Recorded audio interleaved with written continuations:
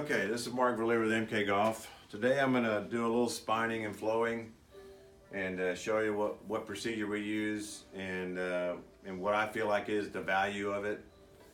And maybe there's companies and engineers out there that don't find value. But one of the first things I do when somebody buys a shaft is I find a high spot. So as I put it in this device that I've had for a while, I bought it from Ostrich Golf years ago, and it really, what it does, it puts the shaft in a bind, and as I roll the shaft around, the shaft wants to find an area that what I consider is the soft side of the shaft. So as you see, as I'm rotating this, it kind of wants to come back to that same spot as I twist it and release it. So that, in my mind, based on the engineering of the shaft, that makes me understand that is a softer side of the product. So I typically put a little dot right there and then kind of keep redoing it, see if it wants to come back to that spot. And as you see, I'm using an Atmos Black, and particularly Fujikura does not believe that there is a spine or a value in finding a spine. So in some cases it's hard to find that one repeatable area. So I actually did a test years ago with a driver where I took a really good player and took a stock driver. We hit it 5 times with a stock shaft. Player was about 110 miles an hour club head speed. Then we took that shaft, took that driver, took it apart, spined and flowed the shaft, put it back in. Same player, hit the shot, 5 shots, 5 balls, same ball, and the dispersion pattern was much tighter after puring the shaft. Now there are there's puring equipment out there, and one is SST, and I don't know what they cost today, but I don't have the desire to spend thousands and thousands of dollars on a machine that can do this electronically.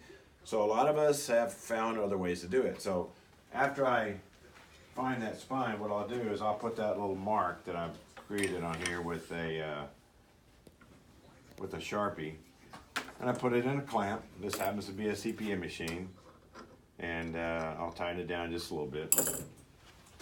And I use a laser. This happens to be a 205 gram tip laser. And then I'm gonna now, from that position, I'm gonna twang this shaft, and I'm gonna see what this thing does with regard to repeatability, going back and forth linearly.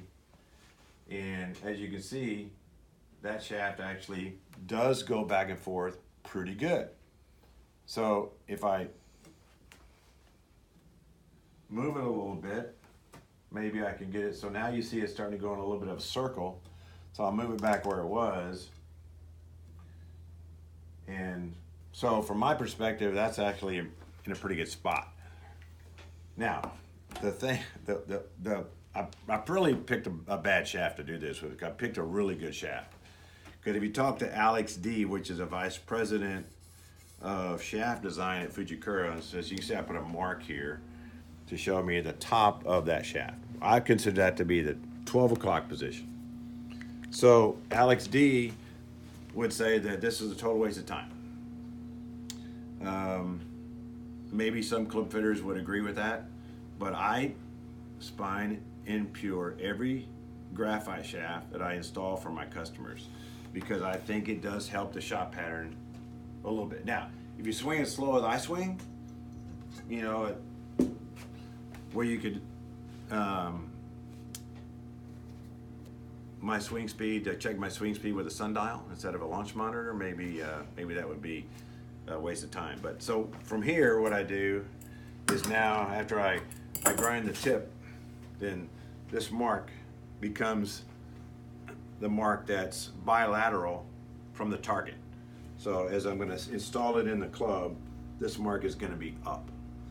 And we find that you know, some people will argue that, you know, your shaft is not on the same plane in the entire golf swing, but it is going, from my perspective, kind of in that same direction every time. That's how I do it at NK Golf. That's how Jamie does it. That's how Kirk does it. That's how some guys do it. That's not how some people do it, but I find it to be valuable for what we do here. This is Mark with NK Golf. I'll see you again soon.